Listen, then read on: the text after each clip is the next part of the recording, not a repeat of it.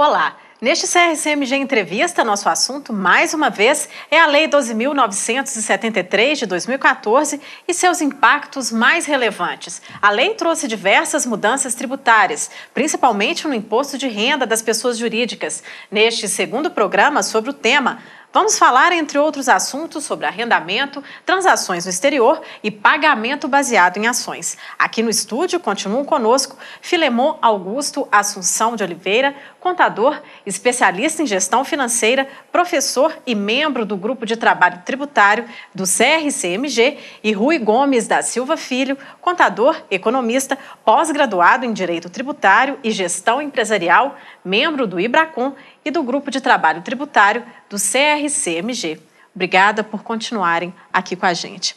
Filemon, para a gente iniciar essa nossa segunda conversa, vamos falar sobre reserva fiscal. O que ela é e para que ela serve em termos de apuração do imposto de renda das pessoas jurídicas?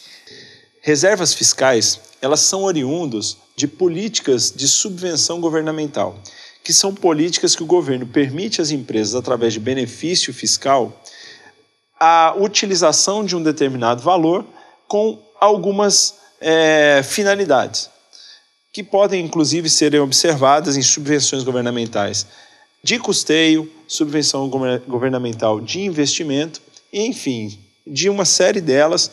O Rui, inclusive, pode até trazer um pouco mais desse tema em relação à subvenção governamental para a gente. É importante a gente imaginar o seguinte: o governo ele tem o direito dele de arrecadação, de cobrança de tributos, e em determinadas situações ele abre mão para algumas empresas, em função de região de atuação ou alguma atividade específica, em que ele deixa de cobrar o tributo daquela empresa, e é isso que a gente chama essa subvenção. E também é importante a gente voltar um pouquinho no conceito das novas normas contábeis, que a gente já falou no início, da 11.638, 11.941, e porque para a Receita Federal existe uma diferença entre subvenção para investimento e subvenção para custeio. Subvenção para investimento é aquela em que o governo entende que a empresa, o governo vai abrir mão, vai fazer uma renúncia fiscal, porque a empresa vai fazer um investimento em uma determinada área de doação, principalmente em regiões mais pobres. Então, ela vai utilizar aquele recurso da renúncia fiscal para algum investimento, como construção de uma fábrica, a aquisição de equipamentos, etc. E existe a subvenção para custeio, que também é oriunda de uma renúncia fiscal, mas com o objetivo de proporcionar um certo capital de giro para que essa empresa possa operar, pagar funcionários e ter algumas despesas.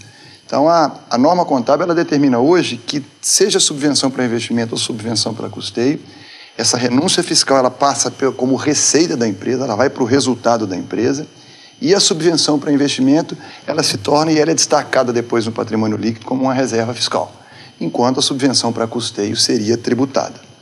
E aí o Filemon pode completar.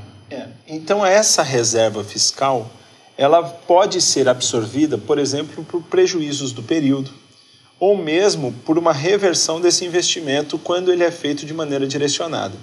Então o que a lei hoje traz é, para as reservas, para a subvenção governamental de custeio, a tributação normal.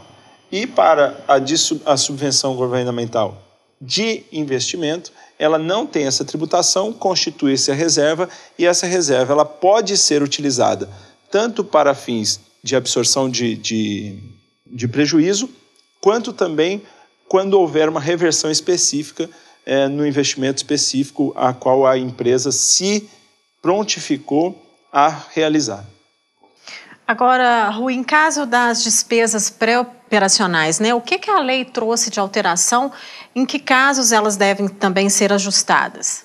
Essa modificação em relação às despesas pré-operacionais, ela também, mais uma vez, vem na origem das mudanças das normas contábeis. Até a adoção das normas internacionais, as despesas pré-operacionais, ou seja, aquelas que estão vinculadas à fase antes de início de operação efetiva da empresa, elas eram registradas no ativo das empresas e seriam amortizadas posteriormente após o início efetivo de atuação. Atualmente, a norma contábil determina que a despesa pré-operacional ela deve ser registrada diretamente como despesa. Acontece que para o fisco, o entendimento continua anterior. Ou seja, no momento em que ocorreu essa despesa pré-operacional, a empresa ainda não tendo entrado em atividade, essa despesa não pode ser dedutível na base de cálculo dos tributos, do imposto de renda e da contribuição social. Portanto, ela deverá ser adicionada no LALU. E após o início das atividades da empresa efetiva, aí ela vai ser amortizada, que a gente fala, no prazo de 5 anos, deduzindo a base de cálculo dos tributos. O CRCMG Entrevista faz um rápido intervalo. A gente volta em instantes.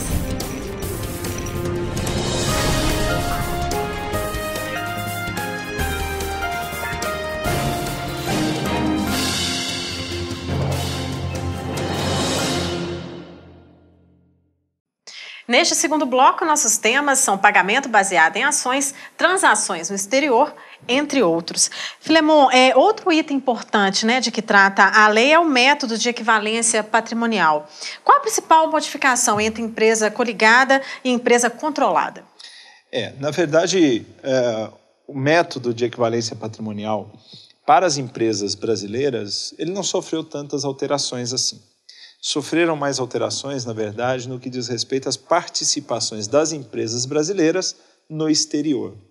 As empresas brasileiras que possuem participação no exterior, elas passaram a ter também o chamado controle por equiparação, onde é somado tanto as participações diretas quanto as participações indiretas nestas sociedades.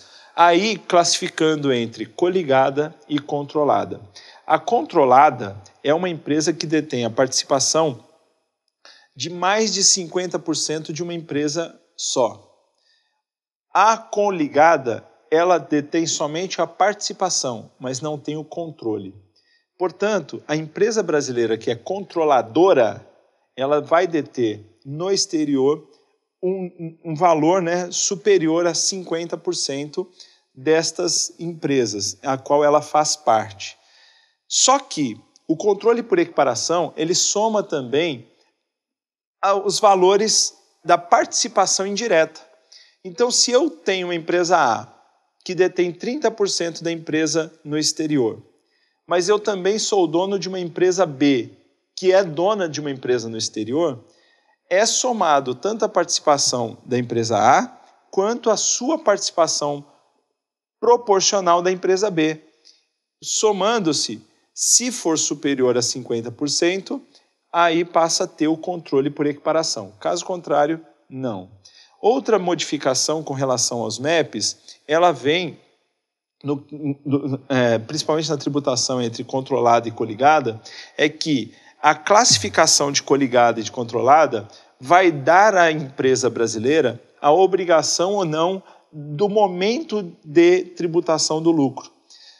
Para as coligadas, a tributação do lucro ela está ligado diretamente ao regime de caixa. Para as controladas, a tributação ela está ligado mais a qual momento do efetivo reconhecimento do lucro na entidade. Claro que ainda temos aí diversos entendimentos jurídicos que vão envolver essa situação e que ainda não foi esclarecido devidamente pela Receita Federal qual é o padrão que ela vai adotar. Mas, de fato, ainda nós temos, nesse caso das coligadas e controladas no exterior, algumas situações que vão ser demandas judiciais aí por um tempo para ter uma consolidação do entendimento maior. Ô Rui, o que a norma prevê no caso de depreciação, amortização e exaustão? Quais os ajustes devem ser feitos nesses casos? Bom, aí nós temos uma necessidade de ajuste que também, voltamos mais uma vez, oriunda lá da mudança das normas contábeis. As normas contábeis brasileiras, ao se convergirem, ao se adequarem às normas internacionais, passaram a estabelecer que a depreciação dos bens de ativo imobilizado, elas devem ser definidas, as taxas de depreciação, com base na vida útil remanescente do bem efetivamente. Ou seja, as empresas devem fazer um levantamento, um laudo de avaliação de cada bem que ela tem do ativo imobilizado, e esse laudo deve definir quantos anos, qual a expectativa de vida útil remanescente do bem. Então, se um bem tiver uma vida útil remanescente com expectativa de mais 5 anos, ele vai ser depreciado em 20 anos. Se ele tiver 10 anos, ele vai ser depreciado em 10 anos. Se ele tiver 8 anos, ele vai ser depreciado em 12% ao mês, 12,5% ao ano. A norma contábil, então, ficou divergente um pouco da fiscal, porque, pela norma fiscal, a Receita Federal estabelece quais as taxas devem ser consideradas para cada grupo de ativo. Então, essas taxas são fixadas com base numa estimativa feita por eles, e essa taxa é aquela que prevalece para fins da dedutibilidade da despesa de depreciação. Então, o veículos, por exemplo, ele é depreciado a 20% ao ano. Então, se houve um laudo de um determinado veículo que determinou que a taxa dele vai ser de 15% ao ano, a depreciação, contabilmente vai ser registrada essa despesa proporcional a essa taxa de 15%. Mas, para efeito fiscal, a empresa vai poder complementar esses 5% e deduzir, fazer o ajuste lá no LALUR. E a mesma coisa pode acontecer o inverso. Se a taxa de depreciação determinada pelo laudo e a contabilidade estiver registrando for superior àquela determinada pela norma fiscal, a empresa vai ter que fazer lá no LALUR o ajuste dessa taxa e fazer a dedução na base de tributação dela do imposto de renda. Então, nós caímos numa situação em que as empresas passam a ter que ter 2 controles praticamente imobilizados para efeitos de depreciação. Um com base nas taxas que a norma contábil hoje estabelece, que vão ser baseadas em laudos de avaliação, e outro cálculo da depreciação com base nas taxas fiscais. E essas diferenças vão ser ajustadas no LALUR. Rui, em caso dos pagamentos baseados em ações, né? O que a lei prevê nessa questão tributária desse tipo de operação? O pagamento baseado em ações, a gente precisa entender um pouco do conceito do que se trata, né? As empresas normalmente pagam aos seus funcionários, dirigentes, através de salários, remuneração, normalmente em dinheiro. Mas hoje existe uma prática em que as empresas estabelecem pagamento também baseado em ações ou opções de ações. Ou seja, um determinado funcionário, um determinado dirigente, se ele, por exemplo, atingir uma determinada meta, isso é muito comum no caso de stock options, ele passa a receber uma quantidade de ações daquela empresa. Uma forma da empresa incentivar os empregados e dirigentes a se envolverem mais com o resultado da empresa, a terem interesse no mau resultado e a se ligarem mais na empresa, porque eles passam a ser acionistas ou cotistas das empresas.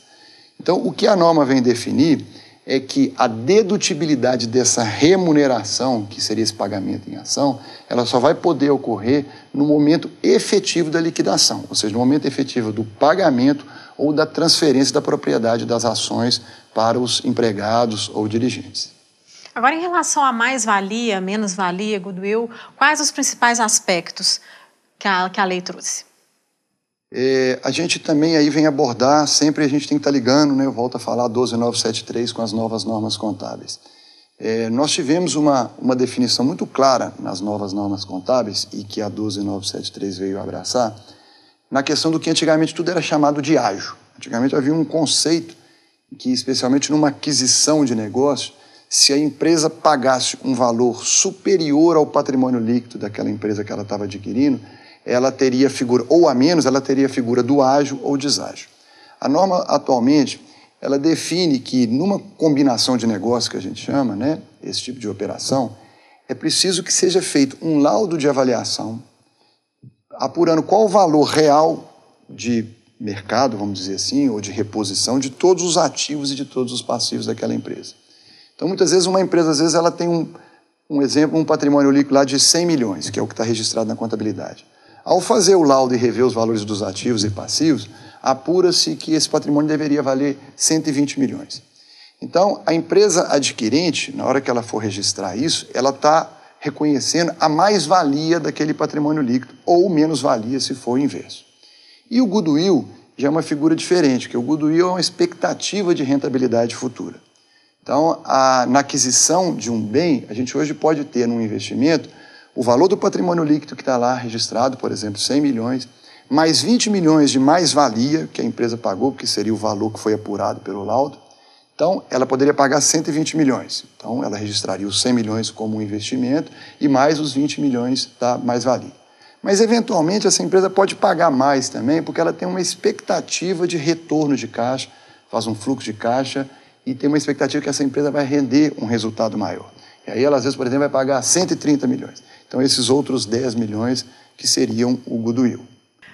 Vamos para mais um rápido intervalo. E para encerrar o nosso bate-papo, ajuste a valor justo, a valor presente e dicas importantes para cumprir a norma e evitar problemas. Até já!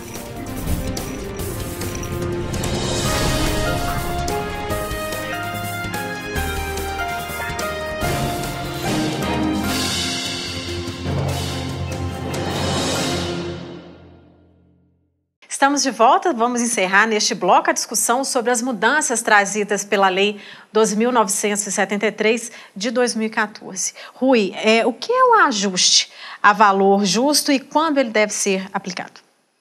Eu gosto muito de um conceito de ajuste a valor justo, ou fair value, que é o termo em inglês, né, que é utilizado, que seria uma transação entre partes não relacionadas de forma independente e no mercado ativo, vamos dizer assim. Então, o que seria isso? O valor justo é o valor em que eu conseguiria realizar um ativo ou liquidar um passivo meu numa situação normal de mercado. Ou seja, sem ser com uma parte relacionada, porque às vezes com uma parte relacionada pode haver um interesse entre essas duas pessoas de fazer por um menor valor ou maior valor. Ou também sem uma influência externa. Então, o objetivo de definir o valor justo é realmente chegar qual é o valor justo, como o próprio nome determina, daquele ativo ou daquele passivo. E esse ajuste ele é reconhecido como valor contábil? O ajuste a valor justo ele deve ser reconhecido na contabilidade nos casos em que ele se aplica, como em propriedades para investimento, no caso de ativos biológicos. Então, vai existir o registro em subcontas específicas em contrapartida de conta de resultado ou, dependendo da situação, em contrapartida do patrimônio líquido na conta de ajuste a valor patrimonial. Eu acho que talvez seja interessante dar um exemplo do que seria um item sujeito a valor justo quando a gente fala, por exemplo, de um ativo biológico. Uma empresa, quando ela começa, por exemplo, uma plantação de eucalipto, ela vai levar ali 7 anos para poder colher aquele eucalipto. Então, num primeiro momento, ela faz simplesmente o plantio daquilo ali e ela vai ter, ao longo do período, algum trabalho ali de poda, de manutenção, e daqui a 7 anos ela vai colher aquele eucalipto. Então, o que o ajuste a valor justo busca? Se eu tiver, por exemplo, no meio desse tempo, no 3º ano, no 4º ano, uma das formas de avaliar qual que seria do ajuste a valor justo, fazer uma projeção do que vai valer esse eucalipto lá no final do período, por quanto que eu vou vender ele no 7º ano e trazer ele, fazer um desconto dele a valor presente. Então aí eu vou apurar a diferença do ajuste a valor justo e vou reconhecer aquele meu ativo biológico, vamos dizer, tentar achar o valor justo, quanto que vale aquilo hoje, e não simplesmente quanto que eu gastei lá no início para o plantio. Filemon, e o ajuste a valor presente? O que é e como ele se aplica? O ajuste a valor presente ele vem da ideia de que a moeda ela sofre variações ao longo do tempo. Então, por exemplo, se você contrai um empréstimo e vai pagar por esse empréstimo 100 parcelas de R$1.000. 100 parcelas de R$1.000 no total seria R$100.000. Só que, se nós trouxermos estes R$100.000 a valor presente, eu não tenho o valor efetivo de 100 mil, eu tenho o valor de 70, 80, dependendo da taxa de juros aplicado a esse valor. Isso significa que a contabilidade também, aos itens financeiros, precisa de aplicar este método. Então, por exemplo, quando eu vou fazer a publicação ou realizar a confecção de uma demonstração contábil, eu não poderia colocar que essa empresa deve R$100.000. Ela deve, naquele momento, o valor presente de 70. Os outros 30, ela só vai dever se passar o tempo, ou seja, o fator juros ocorrer sobre aquele valor. Portanto, o ajuste a valor presente, ele tende a deixar a contabilidade o mais próximo possível do tempo na questão da demonstração contábil. E isto vai ser aplicado a todos os itens que trabalhamos com questão financeira, ou seja, empréstimos, financiamentos ou qualquer outro item, seja empréstimos a pagar ou a receber, seja qualquer outro item que seja aplicado após 12 meses da data da demonstração. E aí, na verdade, na prática, essa é a maneira como esse ajuste vai ser reconhecido aí no exercício final. Sim, na prática, por exemplo, todos os elementos que nós chamamos de não circulante, eles sofrerão esses ajustes a valor presente, que sejam, claro, de natureza monetária.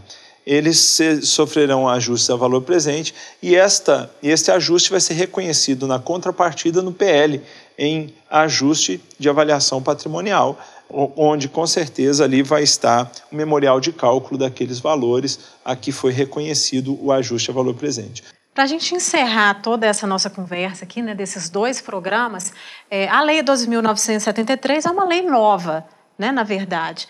Quais os cuidados que os profissionais da contabilidade devem ter na hora de aplicá-la? Eu acredito que a contabilidade ela está muito ligada a questões de legalidade. Ou seja, a contabilidade ela está muito ligada à legislação, principalmente num país como o nosso. Portanto, é muito importante que o contador ele tenha um pouco mais de atualização no que diz respeito à legislação vigente. Quais as normas vigentes para que eu possa me adequar o mais próximo possível dessas normas? Sabemos, é claro, que como uma lei nova, ela ainda vai passar pelo seu período de maturação. Muitas coisas serão questionadas na justiça, outras coisas serão ainda passíveis de outras regulamentações acessórias, mas o contador ele precisa de estar ciente dos seus desafios e do cumprimento legal da sua obrigação e da sua profissão. Eu tenho a expectativa de que essa legislação da Lei 12.973, ela é tão ou mais importante do que as próprias legislações anteriores, como a 6.404, como a 11.638, como os ajustes fiscais da 15.608 e da 11.941. Enfim, ela é uma legislação que ela vai influenciar muito o cotidiano do contador. É bem por aí, Rui? Eu acho que nós estamos vivendo um momento no nosso país, ao longo dos últimos 7 anos, em que talvez nunca antes na história desse país a gente teve tanta norma nova, tanta atualização de norma para o profissional de contabilidade. Mas eu vejo isso o seguinte, ao mesmo tempo que é um desafio, porque exige realmente estudo, dedicação do profissional, é uma forma de valorização.